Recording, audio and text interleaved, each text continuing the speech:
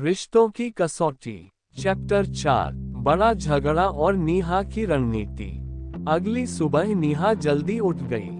उसका मन हल्का असमंजस और हल्का तनाव महसूस कर रहा था। पिछले कुछ दिनों में घर में छोटे छोटे झगड़े और बाहरी दबावों ने उसे थका दिया था, लेकिन उसने ठान लिया था कि वह हर मुश्किल का सामना करेगी। नेहा ने रसोई में देखा कि माँ रीता चाय बना रही थी। उनकी आंखों में चिंता और थकान का मिश्रण था। माँ, क्या सब ठीक है? नेहा ने पूछा। रीता ने हल्की मुस्कान दी। बेटी, घर में सब ठीक है, लेकिन कभी कभी बच्चों की जिद और पिता के काम की व्यस्तता तनाव बढ़ा देते हैं। तुम संभाल रही हो, ये देखकर मैं खुश हूँ। नेहा ने सिर हिलाया। उसे पता था कि अब उसे केवल समझदारी और प्यार से काम नहीं लेना है। कभी कभी कठोर कदम और रणनीति भी जरूरी होगी। अमन ने अपने कमरे से चिल्लाया, दीदी, मुझे स्कूल की छुट्टी के बाद खेलने का समय चाहिए। मैं रोज पढ़ाई और घर के काम में फंस रहा हूँ। नेहा ने धीरे से कहा, अमन, मैं समझती हूँ, लेकिन कभी कभी हमारी जिम्मेदारियां हमें अलग रास्ते दिखाती हैं। हमें संतुलन बनाना होगा। अमन ने झुंझलाहट में कहा, मैं संतुलन नहीं चाहता।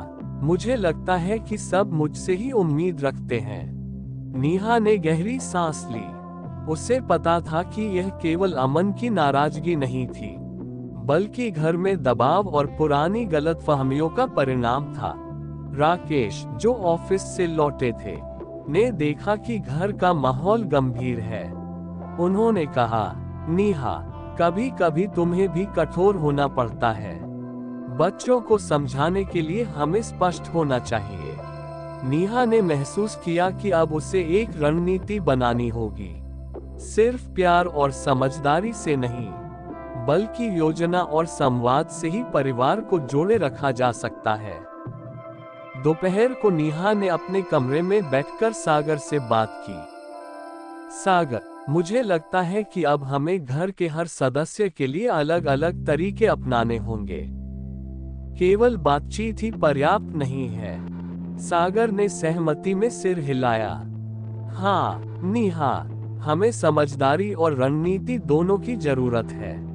बच्चों और माता पिता दोनों को समझना होगा। तुम्हें ये करना आना चाहिए।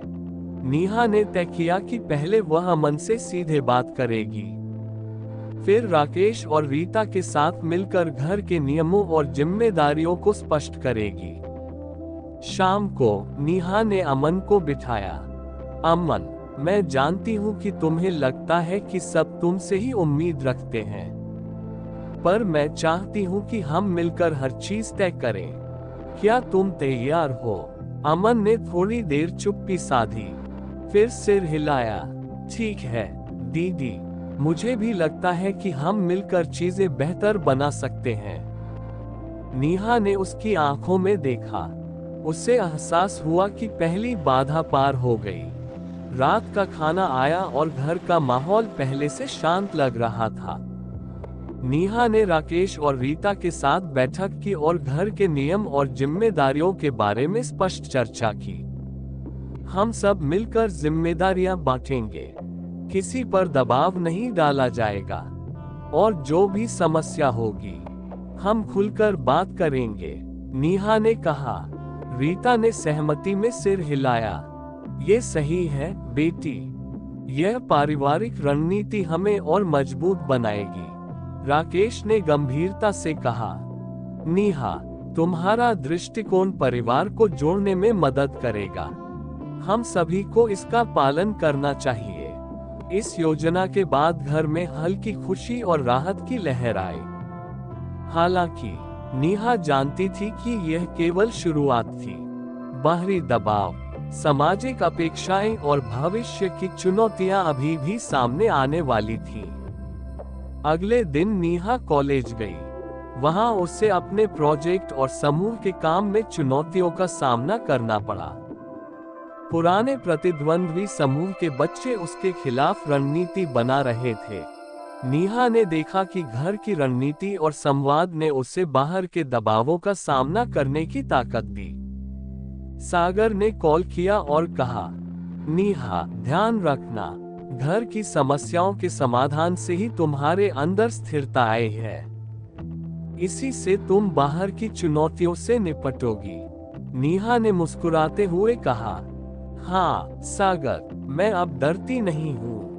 मैं हर चुनौती का सामना करूंगी। रात को घर लौटते समय नेहा ने देखा कि अमन अपने दोस्तों के साथ खेल रहा था, पर अब उसका व्यवहार समझदारी और संयम से भरा था।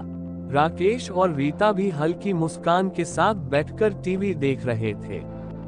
नेहा ने महसूस किया कि पहली बार घर का माहौल वास्तव में सामंजस्यपूर्ण था। नेहा ने अपनी डायरी में लिखा, आज मैंने परिवार में एक रणनीति लागू की। केवल प्यार और संवाद ही नहीं, बल्कि योजना और स्पष्टता से भी समस्याओं का समाधान होता है। मुझे विश्वास है कि हम सब मिलकर हर चुनौती का सामना कर सकते हैं।